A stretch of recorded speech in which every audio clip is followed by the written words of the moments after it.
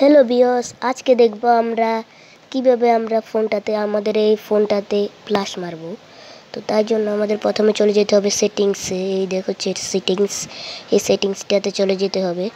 এরপরে নিচে দেখছেন এই একটা অপশান আছে, এই এই অপশানটাতে এই অপশানটাতে একটা ক্লিক দিবেন। এরপরে এই অপশানটাতে ক্লিক দেওয়ার পর এই দাঁড়ান আপনাদের দেখাচ্ছি, এই অপশানটাতে একটা ক্লিক দিবেন। এরপরে এই অপশানটাতে ক্লিক দিতে হলে আপনারা যদি নর্মাল ফ্ল্যাশ মারতে চান তাহলে এই এই অপশানটাতে ক্লিক করবেন। আর যদি পুরো একদম সব কিছু ডিলিট হয়ে যেতে এরকম একটা ফ্ল্যাশ মারতে চান তাহলে এই অপশানটাতে ক্লিক করবেন।